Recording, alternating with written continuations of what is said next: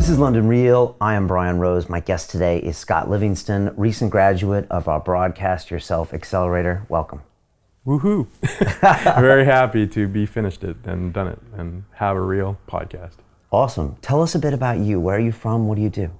I am from Montreal, actually born in Ottawa in Canada, but pretty much my life has been in Montreal, and I'm an athletic therapist and strength coach by trade, but I mean, that's what I've done for about 30 years, but I'm a performance designer, human performance designer, really by life now. I work in performance, creating solutions for performance problems, organizational, personal, etc. That's what I do now. Okay.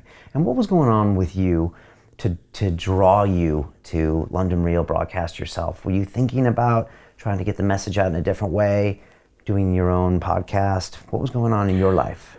Well, there's a couple of different things that happened for me. One was when I was a boy, I wanted to be a radio DJ. And my dad convinced me not to do that because he thought I needed a university degree, and it was a college diploma program when I was in Canada. So I didn't do that, I shelved it.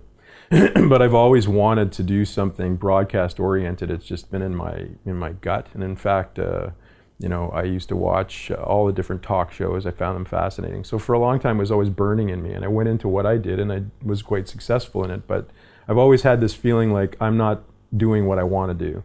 So your program came up, and I had a desire to start a podcast. Not so much, I didn't really have a business belief system around it. More it was I wanted to broadcast, and I wanted to have deep personal conversations with people. I saw what you're doing, the kinds of conversations you were having. I really liked that. I wanted to do that. And so when your program came up, I was like, push the button, let's do this. Now I'm conceptualizing what I might do from a business perspective around it, but ultimately really it's just, I love deep conversation. I love connecting with people. I love the idea of broadcasting and getting my message out to people and their message out to people, and that's really why I did it. And I'm really happy I did.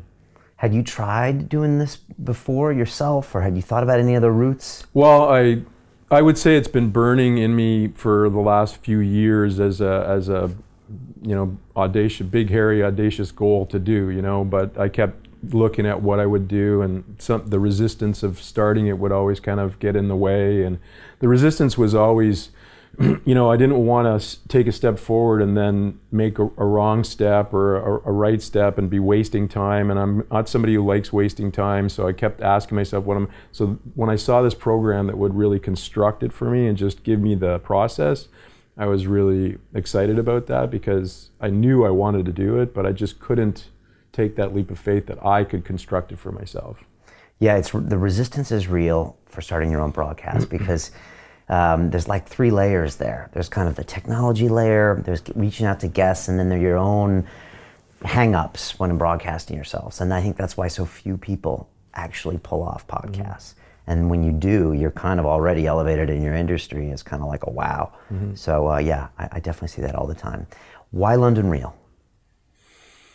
Well, like I said, I had encountered you online and watched some of the stuff that you were doing, and I like the way you do what you do. I like the conversational aspect. I'm not a Q&A person so much as I am, let's talk about what it is you like to do and why, and understand it. And I can see that the way you script and run what you're doing is very much that. You're interested in the party, you want to find out about it, and you want to take that and explore it so that you become better and your listeners become better. And so I felt it was the the perfect link for what I wanted to do. There might be other programs, but yours was clearly you're doing what I would like to do in a sense. I don't know if I want to do the video and things. I just like talking, but we'll see where it goes. But that's why I think you run a really solid program, and it looked like that. So cool. What was it like that first week? I kind of drop you in this group, 150 people, and there's the accountability doc, there's live calls. What was it like being in that situation with the peer group and then kind of all of the work at first?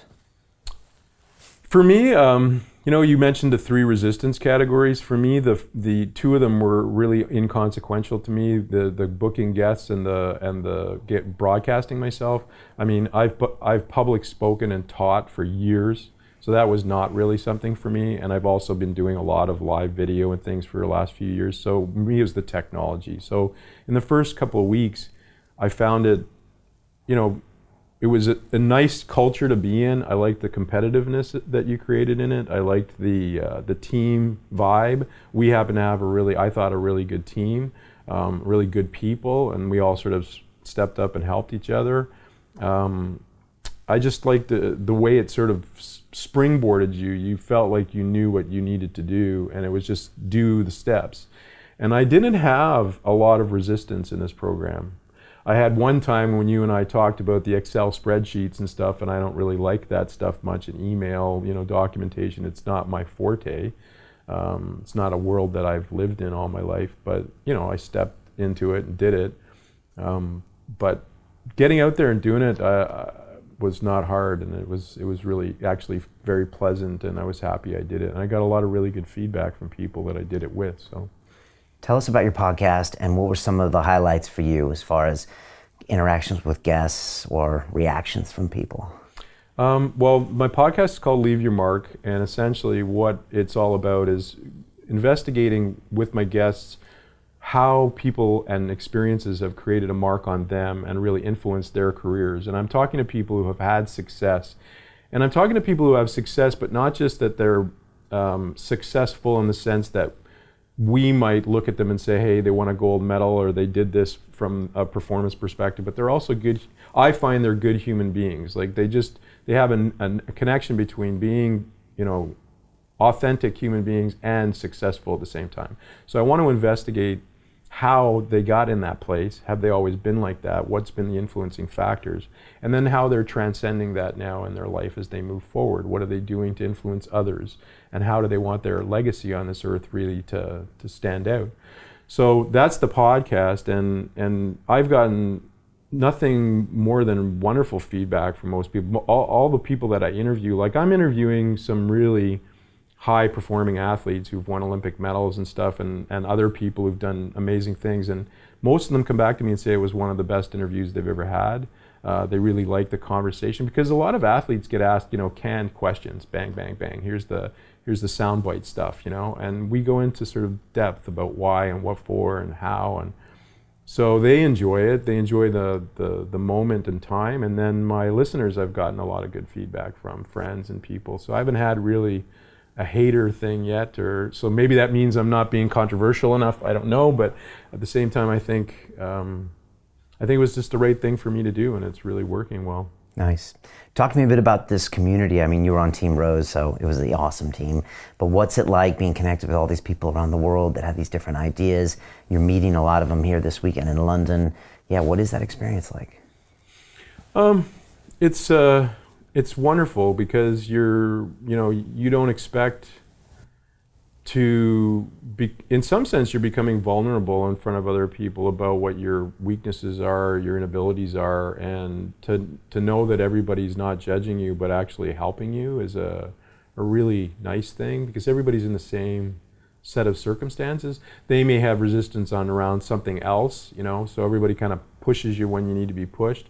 That was really powerful, especially in our group. I think we had some people who were, better with tech. We had some people who were better with sound. We had people like myself who were more comfortable with just talking in front of people and doing stuff. So each one of us sort of influenced the group when it was necessary to move them forward. So, and then coming here to, I'm really glad I came here and did this, to meet you, to meet the gang, and to see how tall people actually were, and et cetera, it's a fascinating experience to go from virtual to real, Yeah, that's what graduation's all about, really. Yeah. What does your show look like in a year's time?